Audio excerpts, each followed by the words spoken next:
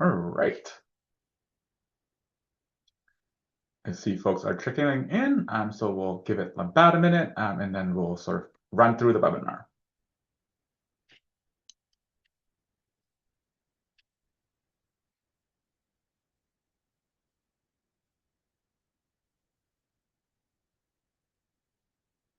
All right. Greetings, everyone, and thank you all for your time, and thank you for joining this year's ASPB Meet the President-elect Candidates webinar. In this live event, you'll be able to ask questions and learn more about our candidates who are sort of leading plans for leading ASPB's future.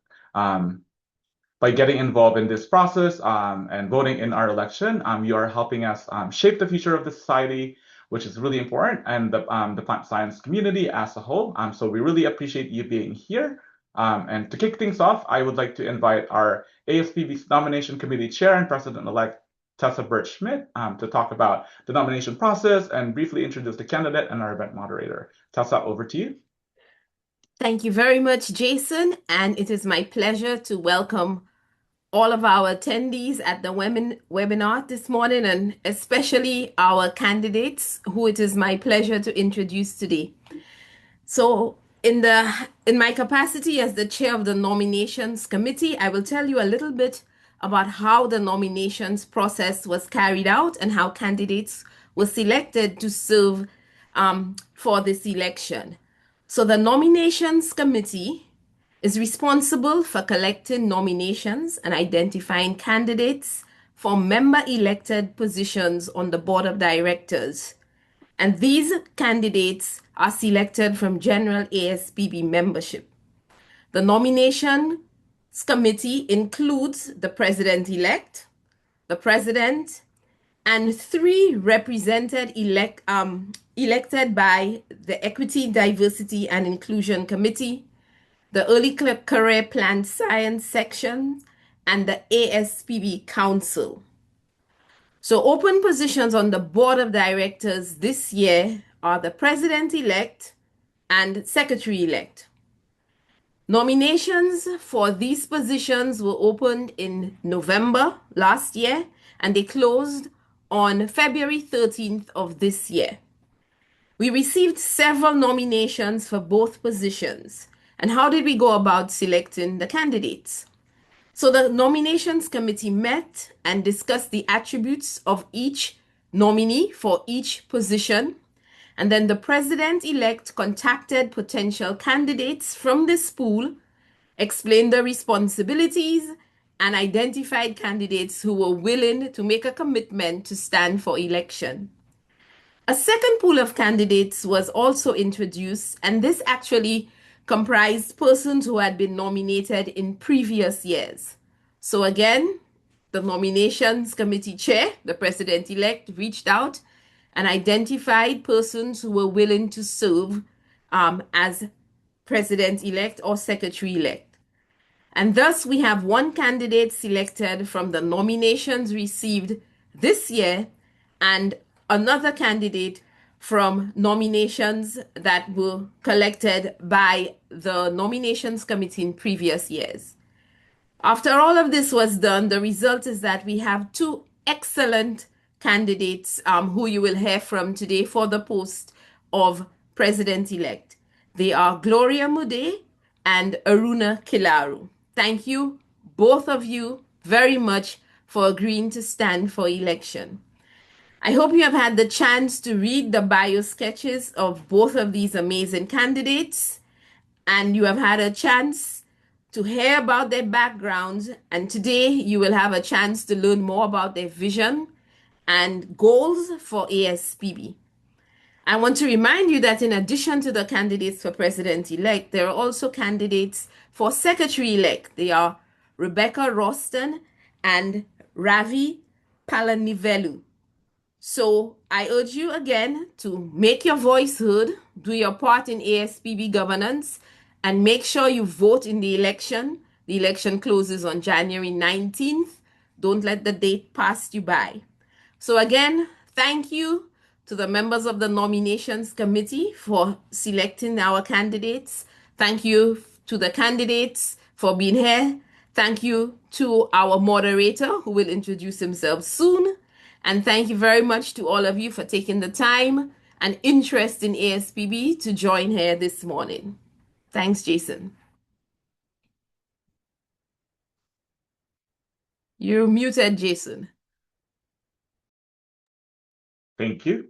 Thank you, Tessa, so much for giving us the run through of how the nomination process works and sort of highlighting our candidates for this year's election. Before we begin, I'd like to highlight a few housekeeping items just so that we could make sure that everything goes smoothly and you're familiar with how today's webinar is going to go. So before we go through all of that, I just want to highlight these items for you all. First, I want to encourage you to type all the questions that you may have for our candidates using the Q&A box. You should see a Q&A box in your Zoom panel, so be sure to utilize that. If you are experiencing issues, let me know about those also via the Q&A box, or you can email me directly at jpadilla@aspb.org. There is an option for you to upvote. So if you see questions that are come in that sort of are in line with the questions you're about to ask, or are of value to you and you want to make sure that that gets answered during the Q&A, please utilize the upvote button. There's a thumbs up once the question comes in, and you're able to do that. So I highly encourage you to utilize that feature so that your questions that you're seeing can get escalated and we can get through it during our Q&A. And so with all of that, if you also are having difficulty hearing or need to leave the call early or have internet issues, know that you could, this webinar is recorded, so you can watch it afterwards, and you can also share with any of your colleagues that are not here and that would benefit from watching the recording of this webinar. And so we'll make that happen in the next couple of days. And so with that, I will turn it over now to our moderator, Saruj, and I will let you sort of run the show. So thank you again, everyone, and for your participation, and thank you for attending today's webinar.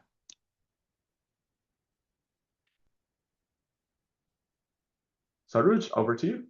Thank you, Jason, and thank you, Teresa. Hello, everyone, and thank you for joining us today. As Teresa mentioned, I'm Saruj Shah, working with John Shanklin lab at Brookhaven National Lab. So I'm also an ASPB ambassador, and my commitment to promoting the plant science outreach, strengthening scientific networks, and inspiring students and early career researchers to engage with the plant biology community, while I'm also advancing my research in plant-driven metabolism and metabolic engineering. For all that, before we begin question and A&A, I want to invite our candidates to each share a brief opening statement so that you know each other. So first, I would like to invite Aruna Kirari, and please, Aruna. Hello, everyone. Thank you, Jason, as well as Saruj and Tessa for hosting this event. Also want to acknowledge Gloria. Hello, Gloria. It's an honor to share this ballot with you. I've known Gloria since I was a grad student and an ASPB member. So one of the perks of being an ASPB member, you get to know people that you may not commonly interact with. So ASPB has been my professional society for over last 25 years. It shaped me who I am, not only scientifically, but also personally and professionally. When I think of ASPB, I think of all the opportunities it has provided me over the years, the mentorship that it has provided me, and also the mentorship that I'm able to give now as a faculty. So for me, ASPB has been more about belonging to the community that I have come to value very deeply. And that is because of that value that I assign to the community that I want to serve this community. So briefly about myself, you may have read in the candidate statement, I come from rural South India. That's where most of my education, primary education was. I did my master's in India in biotechnology. I also happened to work in industry as well as was an entrepreneur for some time before I decided to do PhD. So I actually immigrated to US in 2000 as a single parent with a 3-year-old to come and pursue my PhD. So for many of you who are thinking about how to balance work, career, etc. I stand as an example here on where you can grow in terms of career that you aspire to, and how ASPB has continuously provided those opportunities for me. So ASPB has been the platform that provided me my mentors, my collaborators, my friendships, and all the opportunities. This has been the biggest inspiration for me in terms of why I want to contribute back to the society, because I'm very passionate about not only the science that I do, but also the society that helped me stand where I am today. So these experiences have strongly influenced me. I serve ASPB, has been serving ASPB since as a grad student.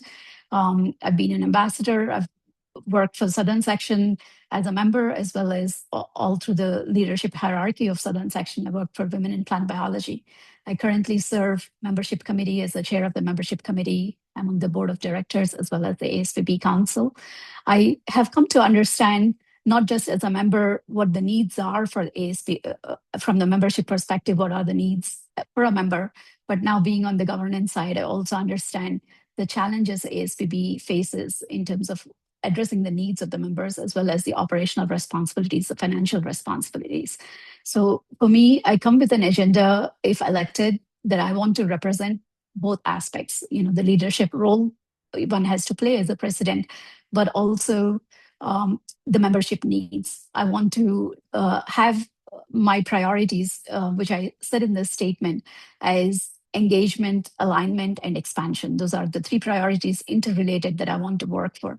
ASPB already serves in those roles, but I want to take these all a step ahead, step further, and establish these footings more intentionally.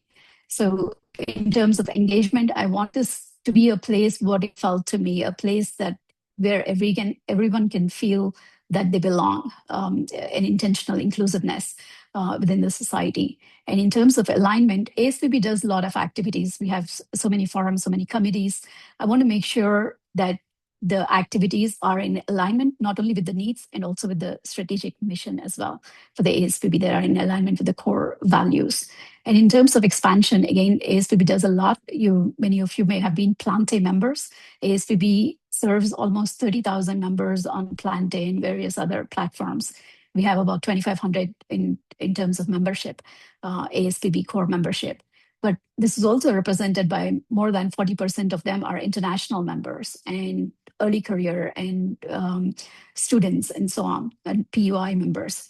So I want ASPB expansion to be serving these core areas that this is very futuristic, where ASPB will be, and I want to address the needs of that community and focus on global partnerships, because the international community, the plant biology is made up of a forum of global scientists, not just American scientists. So I want to be able to address that arena as well. So that's where my focus of engage, align, and expansion that I want to address with. And I just want to end with saying that leadership is not only about leading with the core values, but also it is very important for me that I'm able to listen to the needs of the members. So I want to lead in this position by the ability to listen to the needs of the membership in that. And maybe I'll talk about this later on in the questions. I want to have accessibility to the membership where we can create a platform. This has been the conversation with the ASPB leadership, have a virtual platform where we can have leadership access to the members to directly speak to, like a once a month, meet the leaders, meet the president kind of forum where we can directly hear the needs of the members. So there is direct connection to understand the needs of the members. So I would appreciate if the opportunity is given to me, I will be happy to serve in this role. This is my opportunity to want to give back to the society. Thank you. Thank you so much, Aruna, for your sharing your experience. And now our final President-elect, Gloria, and I would like to invite you to share your experience with us. Thank you. Thank you. Well, it is an honor to be nominated to run for this office, and really it would be a privilege to serve ASPB. as Aruna said, it is a community, and to me, that's what comes first as well. I remember my first scientific meeting where I really got engaged with plants was at an ASPB meeting. And really, they're great opportunities. I bring new graduate students or undergraduates to the meeting so that they can really see the breadth of what plant biologists do, but also the community, the support. I hear from colleagues about other societies and other areas of science where there isn't really as much cooperation. And so that's really a strength of our plant sciences. And so a great part of our community is its diversity with people from a variety of places across the world, but people who do a variety of things all with plants. So academics from PUIs, HBCUs, all the way up to R1 institutions, researchers who work for companies, researchers who work for the government. And so bringing together these people with different science experiences is really an important focus. It's also so important to have a diverse set of people from around the world. And it is sad that in today's world, the US is less supportive of that, but I know that my research lab has been strengthened by having people from around the world. I've had graduate students and postdocs from India, China, Bangladesh, Switzerland, Belgium, Germany, Brazil, Morocco. All of these people have really contributed to teaching each other about the world as well as about plant biology. And it's an important priority that we keep those partnerships strong across the world. One thing that I've thought a lot about lately is opportunities for all the trainees that we're training and how we can, as a society, enhance those opportunities. And so I had a unique experience. So, well, my graduate and undergraduate careers were not that unique. I went to Purdue for graduate work, Virginia Tech for undergraduate, and majored in biochemistry, so land grant universities. But it happened that I got opportunities to work in companies while I was an undergraduate as a co-op student. And then based on a random interaction with somebody in an ASPB poster session, discovered an opportunity in a company working on the process of oxygen transport, which is what I wanted to study for my PhD. And so providing opportunities for students to see the career options that range from academics, but to government labs and to industrial research opportunities is really an important part or action of our society. It was a privilege for a while to serve on the Department of Energy's Biological Environmental Research Advisory Committee. So understanding what the national labs are like and what a great opportunity they present to people. And more students and postdocs need to understand those great opportunities. I think there's opportunities also because of the challenging federal funding climate right now to build those partnerships to support research. Both connections with companies or with national labs have a variety of programs. I know that my first grant came from Sandoz Agro, the company I worked with, and it really was a great way to get my research started. And more ways we can find and build those partnerships would really help us all.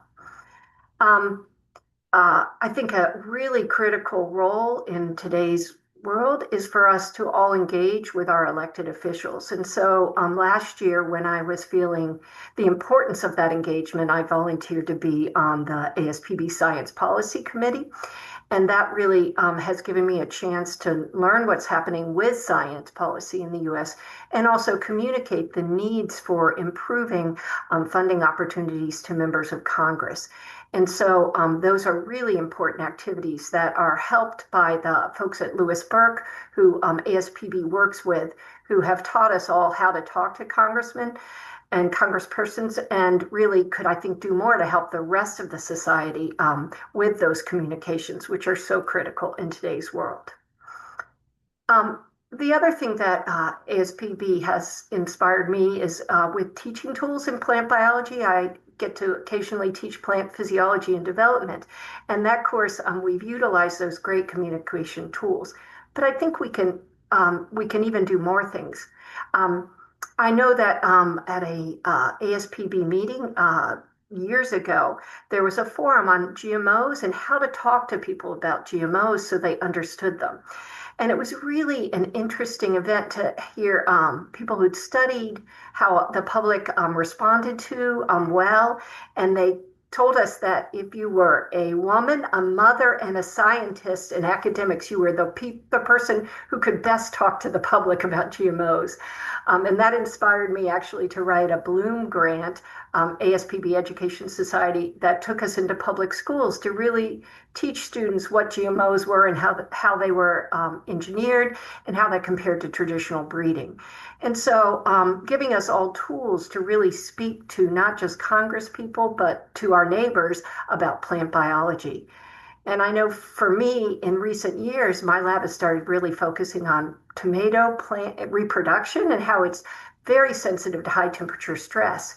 And so it's so easy to have a conversation with my neighbor who's trying to grow tomatoes and can't get them to give them fruit in the summer and tell them that it's because the reproduction is impacted. And then they want to know what we're doing and how studies in our lab and our collaborators' labs can really provide insight into molecules that plants make, that like flavonols, that can protect them from high temperature stress. And so finding ways to help ASPB better reach scientists to communicate with both Congress people and our neighbors and really share the importance of plant biology is critical in today's world. So thank you. Oh, thank you. So I'd like to start by asking some questions. So before to kick off some question, I have one question. Since I'm an early career scientist, and so I have a question is, how do you plan to support early career scientists, postdocs, and graduate students within the ASPB if you become a leader of the ASPB?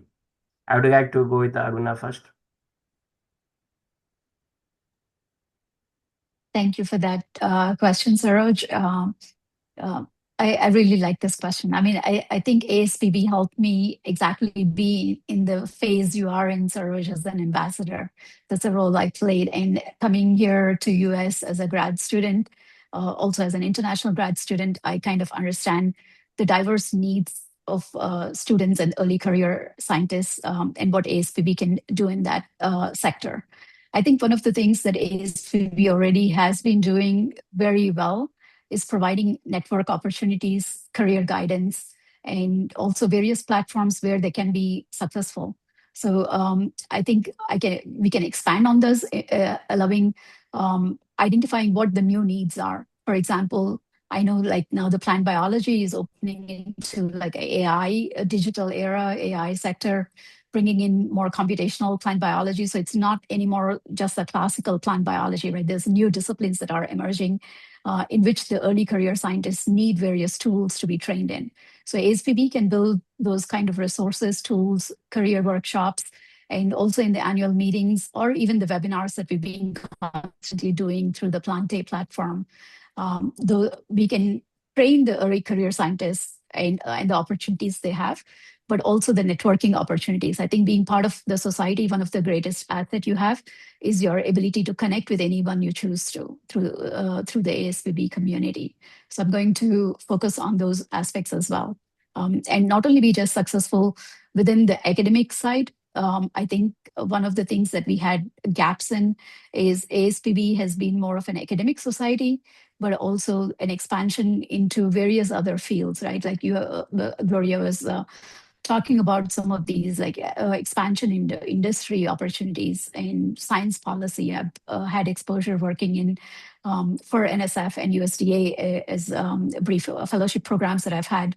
I understand various working sectors, workforce development, biomanufacturing, the new emerging areas. So I think developing niche sectors where special interest groups where the early career scientists can fit in and be mentored is the areas I would focus on. Thank you. And I agree with all those great ideas. I guess the other thing to add to that is having great programs at the annual meeting to help students feel part of the community. So the Buddy program for new students who have not been to ASPB, to really connect with a senior person, to really help them learn how to get the most out of the meeting, to start building that community. I know I didn't go with a group of people or my advisor the first time I went to an ASPB meeting, and it was a little overwhelming to not know other people at that conference. And so finding those opening events that bring students together and these opportunities to make everybody feel at home as part of the community. And really, I think it's fortunate now that academics don't always see the only path for their former students is academics. We are much more encouraging than I think as a community we were 10 or 20 years ago.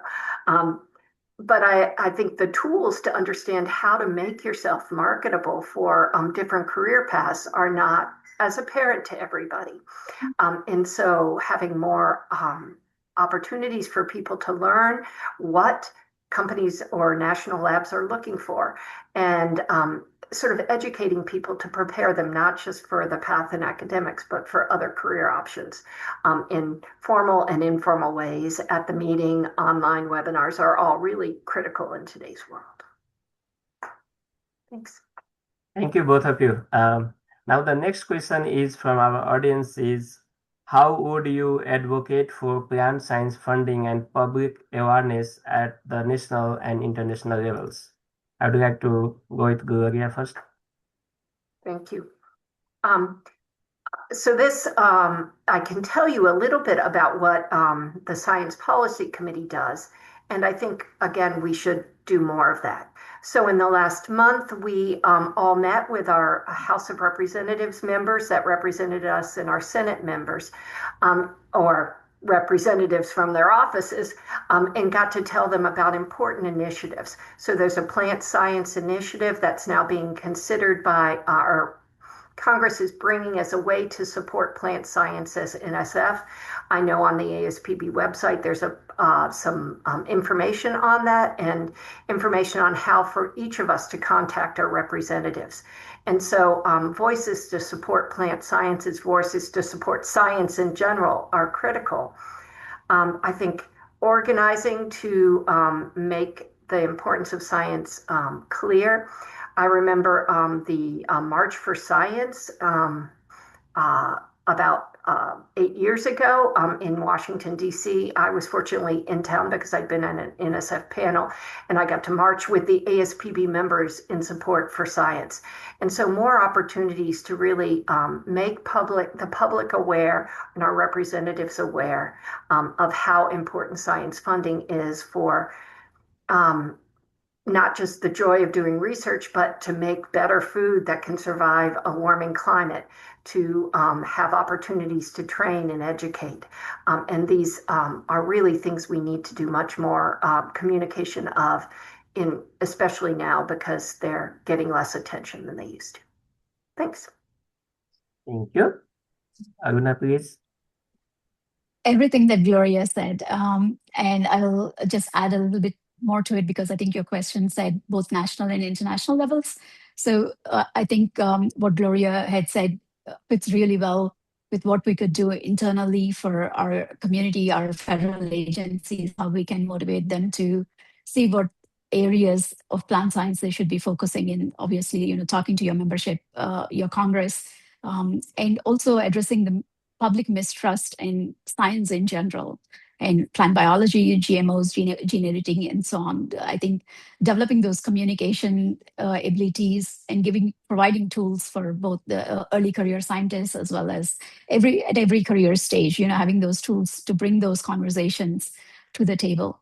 But the point that I want to address at the international level, I think we did have some funding in the past that has been cut down. Most areas now, NSF used to have sort of, I think it's called NSF Bridge Award funding between, say, US and Mexico, US and African countries, US and Europe, US and India. So those kind of funding opportunities have been now cut down drastically. And I think we have to advocate for those because, as I mentioned in my opening statement, science is pretty global. I mean, like plant science, the food insecurity is a global insecurity. Our climate issues that we are facing are not just limited to United States, and it impacts one area of the earth, it impacts everyone.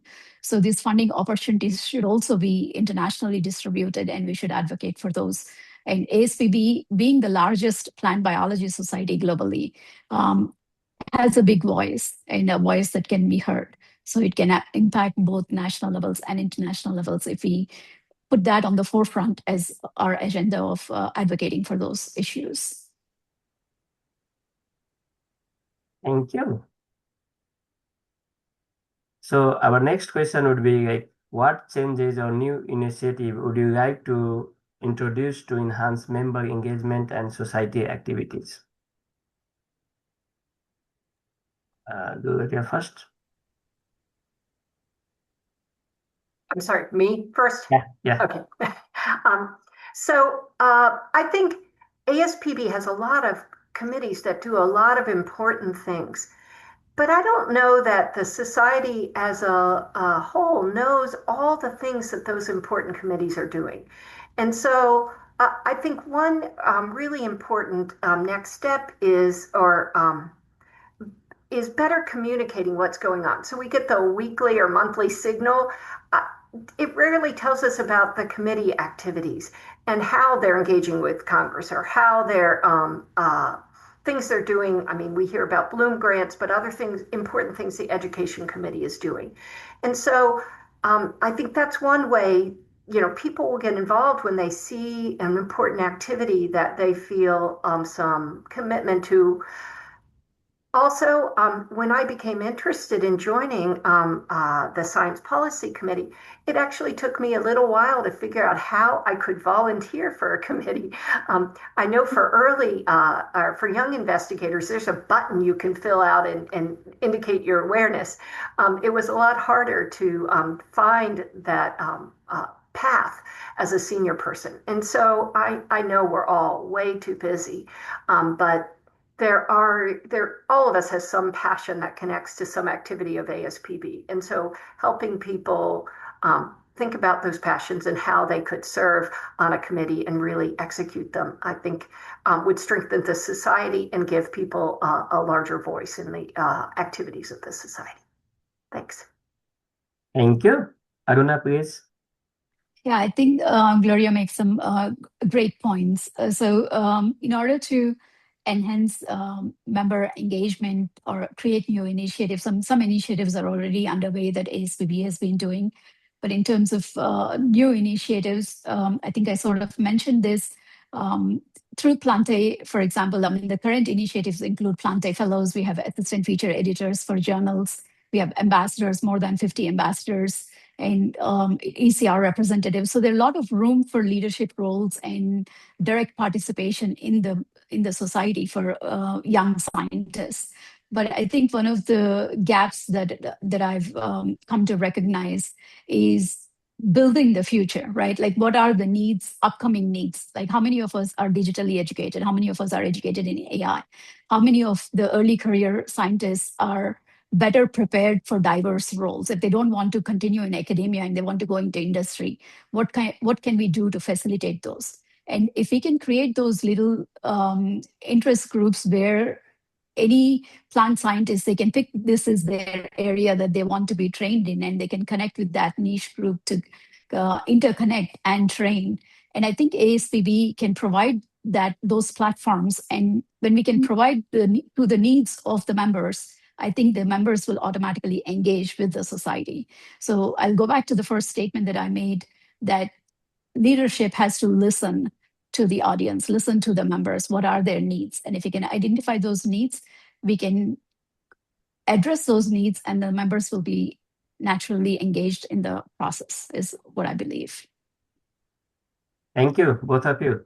So next question I would like to ask with Aruna first. How do you plan to make ASPB conference and networking opportunity more accessible and impactful for members? It's kind of overlapping, but I would like to hear your answer. Yeah, I think one of the pressures, and as I see this currently in my role at ASPB, the cost of the meeting. Not everybody can afford it. We have funding crisis. Not every lab has funding to support the PIs to attend the meeting or the early career scientists. Everything is expensive, and flying to Canada is super expensive, and attending the annual meeting. But that's one meeting that in a year that where we are able to network and connect.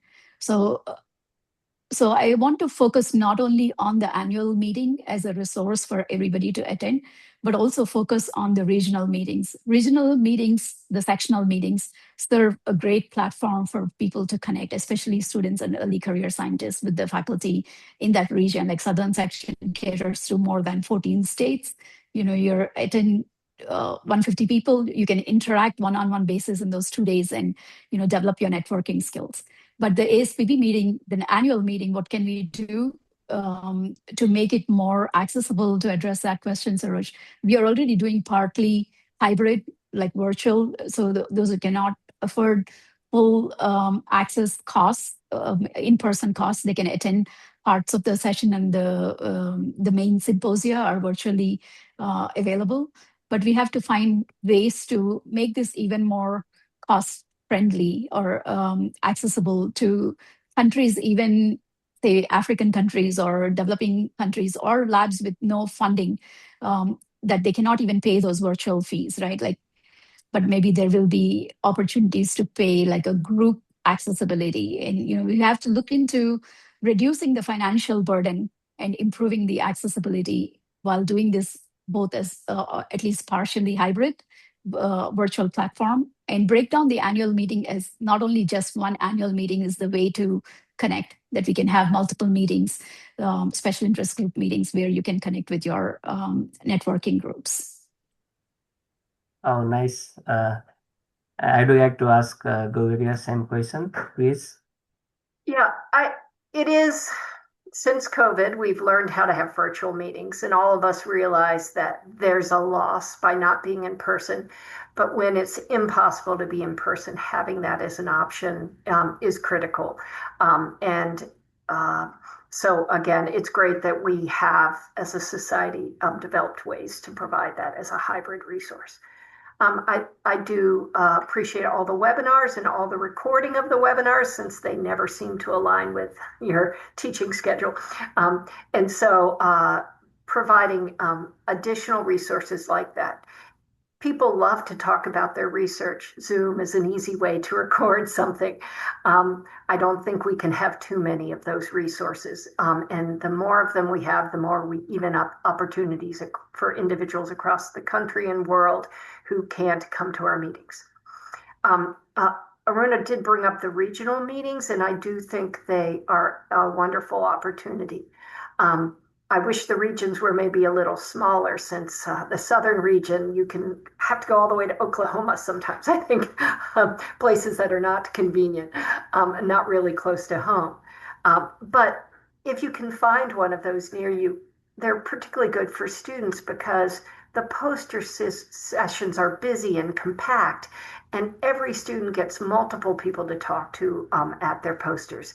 And that really is such a great environment. And so taking large meetings and breaking them into pieces is really a great way to make them accessible locally and more inviting and comfortable for new investigators who feel a little lost in the large ASPB poster hall.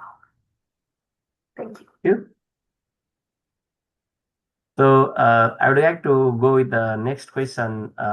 What is one major challenge facing ASPB today that you believe is being underestimated? And who is that one to? Aruna, please. Major challenge facing ASPB, I think, there are several challenges. I think we're facing funding crisis and so on. But I think the one that, in my opinion, we're underestimating is how unprepared we are for the future. I think I personally see a huge generational gap. Like, I don't understand what Gen Zs speak. And they're not that far removed from me, but I feel so removed. So, with the current ASPB membership, maybe is kind of equally distributed, between, I don't even know what generation I belong to. I was told Generation X, millennials and Gen Zs. The future of ASPB, maybe in the next 5 years or 10 years, will be mostly millennials and Gen Zs. And the way they think, the way they are trained, the tools that they have, their whole education paradigm is drastically shifted. And I'm not sure how adaptable ASPB is, but I think we should start thinking about it. We have to preserve our core values of the society and the mission and what we are intending to cater. But also, I think we should be prepared to address the upcoming needs of the society. And I think the other challenges that we have, the funding challenges and the science interdisciplinarity and the reachability, accessibility, those kind of challenges will always be there, irrespective of at what time point we are in. Those challenges come and go in sort of ebbs and tides. But I think preparing ourselves to address the future generation of scientists, how they should be trained and what their needs are, I think is an aspect that we need to focus on. And thank you, Aruna. Gloria, please. So I totally agree that the new generation learns and experiences science in a very different way than we did when we were coming up. The proliferation of things to read, who can keep up, right? I get Google alerts every morning, and there's no way I can keep up with the research, every paper in my targeted area. So there's so much information out there, and perhaps AI can refine it for us if we use it right. I think the younger generation is probably way ahead of most of us in terms of finding ways to use AI, hopefully the right ways. But I think it's challenging to think about how to assimilate all this information and how to keep the skills of processing active for everybody when they're trying to process all this information, the synthesis. Yes, AI can do it for you, but do you get the same kind of understanding when you do that? And really the overwhelming saturation of information that comes at us, newsletters in an email, X, Blue Sky, LinkedIn, every day there's all these things to learn. And so somehow we all need to figure out how to have the filters. So more filters to give us only the exact information we need so that we can process it. I mean, these are challenges for everybody trying to learn, for the society to think about how to filter the information they share so that it can really, everybody can read it and absorb it and benefit from it. Thank you. I would like to ask another very interesting question. That's not the obvious one. If you are not elected ASPB president, what role do you see yourself playing in continuing to serve and support the ASPB community? I would like to go with the Gloria first. Well, I just began my term on the Science Policy Committee, and so I'm excited to continue on that. I think it is really in a critical place where we need a lot of communication and working on taking the tools we've learned on the committee to communicate with Congress people and really sharing those with the community and finding other ways to advocate for the support of science. I do think policy, developing policies to make it easier for academics to collaborate with folks in other forms of other environments for research, again, national labs or companies, and developing policies that help build or bring together those groups, networks where funding and projects that people are doing in research labs and academics and companies that have similar interests, bringing together those people to figure out if there's a way that they can do the work that's important to both of them together in a way that's more affordable. I know how expensive corporate research is, yet that's huge compared to the cost of funding a graduate student. And so there's benefits for both sides of this potential partnership. So I'd love to think about how science policy could really facilitate those relationships as well. Thank you. Aruna, please. Interesting question. I don't think anything will change from my end in terms of what I do for ASPB. Like I've said in the early on, I currently serve as the chair of the membership committee. I think that term is valid for maybe 2 more years. Also serve on the academic ASPB council as well as board of directors that I will continue to do. And under the membership, several things that we've addressed, the questions that have come up are the issues that as a membership committee chair, I'm currently trying to address along with the committee members, addressing the needs of ambassadors and the tools we can provide for ambassadors as well as the early career representatives, and how do we improve global engagement that I think one of the questions was asked, improve membership recruitment as well as retention, not only from within the US, but also from the countries that are not able to afford.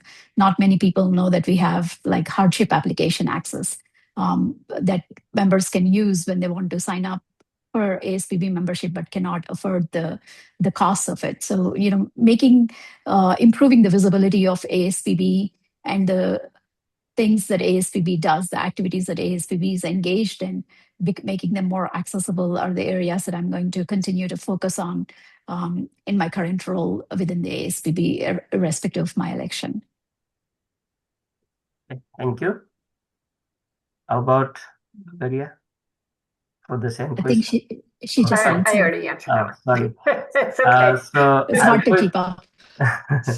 I'll go with the next question. Do you have any specific plan to support plant science researcher from less developing countries regarding to the membership, conference, and any other opportunities? Who do you want us to go first? I would like to go with the Gloria first for this time.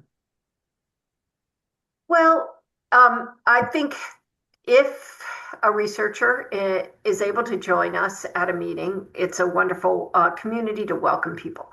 But in some of the ideas that have been developed, so this idea of a buddy for a new researcher is a great kind of partnership. We could potentially do that with in a virtual way. I know that graduate students in my lab are part of pen pals for writing letters to students interested in science, right? So you could, individuals who are in a developing country that want to make connections, I think we could develop a partnership program that would allow them to make connections with people who work in an area. We could do that one-on-one. We could have forums inviting individuals and helping them find connections and understand research being done here, what's ongoing that maybe they weren't able to go to the meeting and hear about. And so just knowing that folks across the world want to talk to each other and facilitating those conversations. When you haven't published a paper, no one knows you work in an area, right? So it's hard to make those connections. And I think many students are reticent to just randomly email a researcher in their area of interest and start a conversation. So I think we could, as a society, make those barriers or reduce those barriers and make it easier to do. Thank you. How about Aruna? What is your opinion? Yeah, when you ask me questions like this about the international connections and relationships, I think of LinkedIn. ASPB could be a ASPB LinkedIn, where community can connect for any. In LinkedIn, so many random people connect with you asking if you have a grad student position or any kind of question, right? Professional.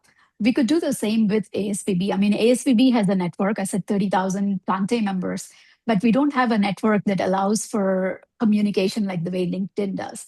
So I feel like that's an area, I don't know what the cost would be or how to go about it, but that's an idea that's been brewing in my head on how to develop that kind of network within ASPB, where ASPB members can connect globally, ask any kind of questions, whether it's a research related, career related, but also to specifically address the question, how do we support international researchers to come to the meeting or, come to US to gain some international research experience, right? I mean, we have SURF Fellowship, which caters to a small volume of students, small undergrads, but it still provides at least one visiting opportunity. There can be international undergrad students who can come to US to work in a host institute to pursue research, gives them exposure, experience that will motivate them to connect further. We could also develop programs that ASPB could partially think about ways to support, but also engage the mentors to recruit sort of study abroad grad students, the swap students between the labs. These are all sort of theoretical ideas in my head right now, but maybe there are ways to convert them, provide ways to actually execute them. Yeah. Thank you. I would like to go with the next questions with Aruna. How do you plan to raise money to provide grants to the researchers? So providing maybe they are asking about like how to support for the ASPB members or like yeah. Yeah, I'm not sure. So if the question was about how to provide funding How do you for becoming an plan to ASP, how do you plan to raise money to provide grants to the researchers? plan to raise money to provide grants to researchers. I don't think that is an ASPB's responsibility or within the purview of ASPB. I mean, ASPB is a nonprofit organization that supports the community needs. And while I understand the need for research funding, that is not the within the core responsibilities of ASP. Might be we can say in that way, how do you plan to raise money or support to the people attend the meetings or conference so that we can support, give more grants or like that. Might be that's the objective of that. I was trying to address that. So for individual research itself, it's hard for ASPB to be part of that grant funding program. I think Gloria alluded to this early on. You can become an advocate of particular area of research and create a niche within the NSF or DOE, or say this is an important area, emerging area that should be funded. That kind of advocacy has happened in the past and can continue to happen. And then you can apply, then there will be a solicitation and you can apply for funding through the NSF and so on. But for attending the meetings itself, in fact, maybe many people do not know this, ASPB constantly writes grants, seeks support from agencies, federal agencies like Roots and Shoots program, the Bloom grants, SURF funding. These are all funded through the federal agencies that ASPB has written grants, and this allows us to provide funding for travel awards, for also like the SURF fellowship that I mentioned. So ASPB will continue to do that and look into additional avenues, corporate avenues, industry avenues where we can raise more money to provide more travel support, if that is the need. Sometimes I think one of the difficulties we've faced, even if you provide, say, travel award of $500, that is not enough money for somebody from Nigeria to come to the meeting, although they have great research that they want to present. That $500 or even waiving the registration is still not enough because they cannot afford the plane ticket.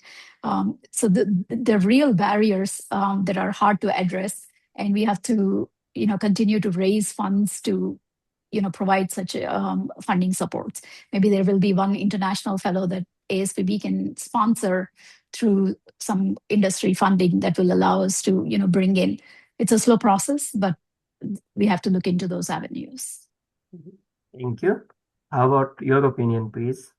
Yes, it is such a large problem, and many of the pathways that we could support attendance at meeting have been harder to execute in recent years. For example, the USDA used to support travel grants to fund junior investigators to come to meetings. They no longer have conference grant support, they have workshop grants. But maybe we can find a way to leverage this new funding model to support activities at the society. So maybe they can support a workshop. These are conversations that as I'm a member of the North American Arabidopsis Steering Committee, and we've initiated as ways to support attendees at our meeting next year. But it is a challenge because of the limited availability of these funds right now. So I think it comes back to we need to be advocates to Congress and to our government administration to explain the importance of these activities and to hopefully be able to find more ways to have programs that will support, especially international researchers. They are at the bottom of the list in terms of people you can bring to U.S. meetings at the moment, and that is difficult and unfortunate. Thank you. Probably we are going to take a last question. So if you get elected, what would be your top 3 priorities during your term? I would like to go with Gloria first. I think one top priority is really increasing the information flow to the community so they know all ASPB is doing and they know what opportunities are there for them to engage in.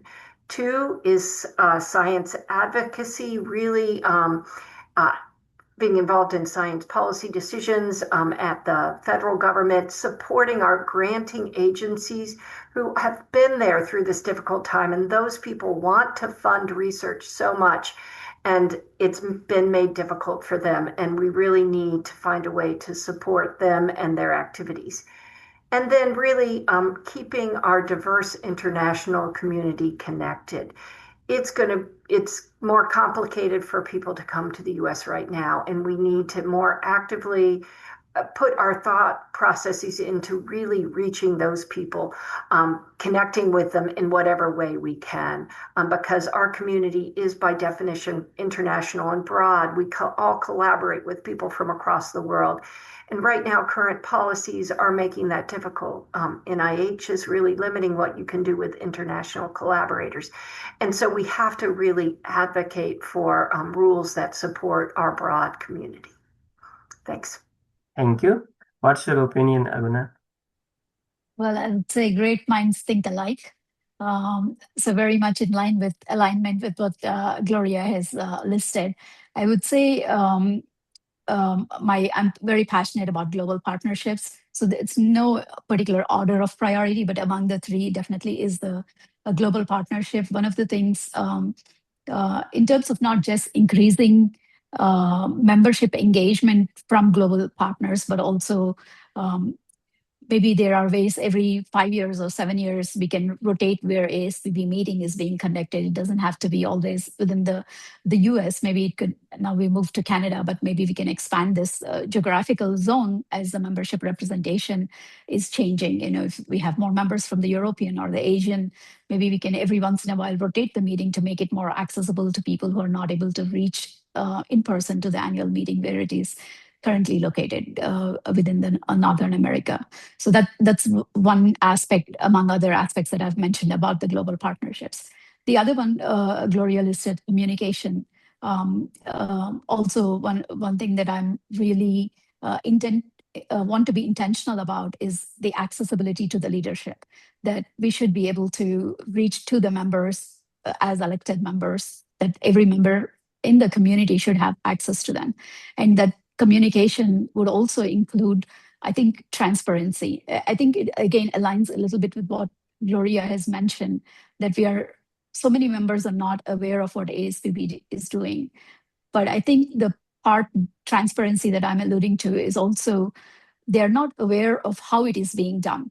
Today, Tessa explained how the nomination process is done, but it's something not everybody is paying attention to. And when somebody is elected, they may just say, oh, they got elected because of so and so, without fully understanding how the process is being done. So I think we have to be more intentional about communicating how this process. So I really appreciate Tessa explaining how this process has happened today, right? So I think members should be aware of how things are being done by ASPB. When somebody says, meeting is so expensive, why is the registration so expensive? Members should know where ASPB is financially, why the meeting costs are higher, why are we tagged to DoubleTree, Hilton, and Ottawa.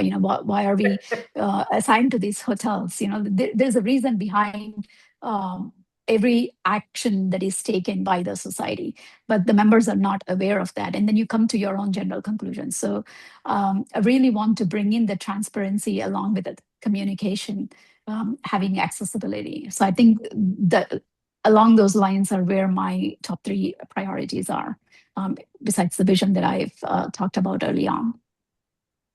Thank you. Thank you very much to both of you. And this is the time to wrap up. So I would like to ask one end of questions, closing remarks from both of you. I would like to go with Aruna first to just conclude your session.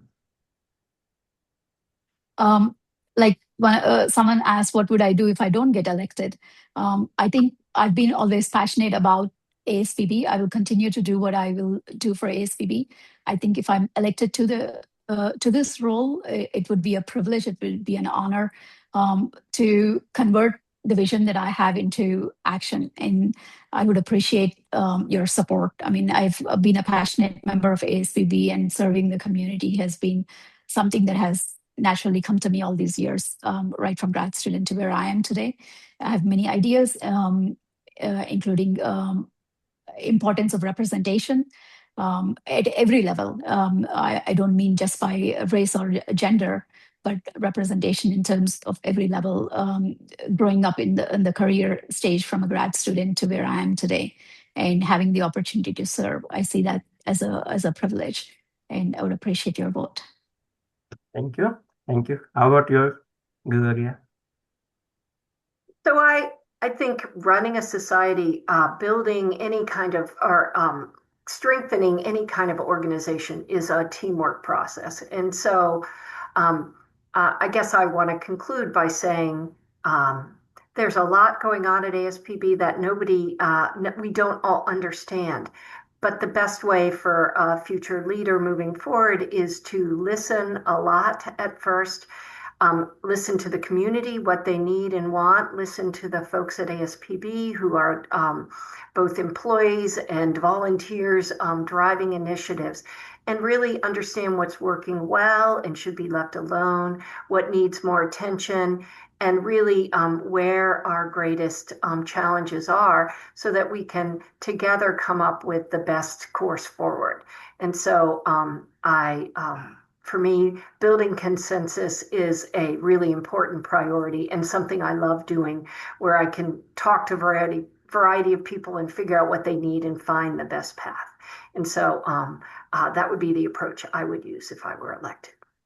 Thank you very much. Thank you, both of you. And now I want to turn the floor back to Jason to wrap up the event.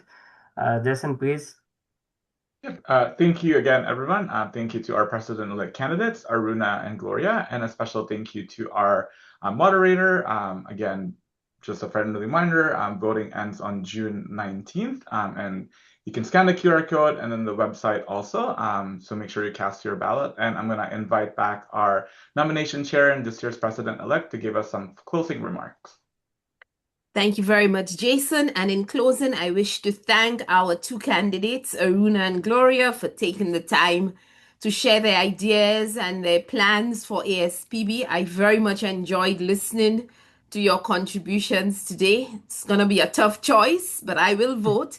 And I want to thank again Saroj for being our moderator. Thank you very much. We appreciate you taking the time to be here. And in closing, I want to thank everybody who joined the webinar. If you are not an ASPB member, I'm sure you will run off now and register so that you can select one of these fantastic candidates to be our leader. So thank you all for joining today, and I wish you that the rest of the week will go well. Thank you very much. Thanks, everyone. Thank you. Have a great rest of your week. Thank you. We'll catch you on our next ASPB event. Hopefully see you in Ottawa. Bye, everyone. Bye. See you all.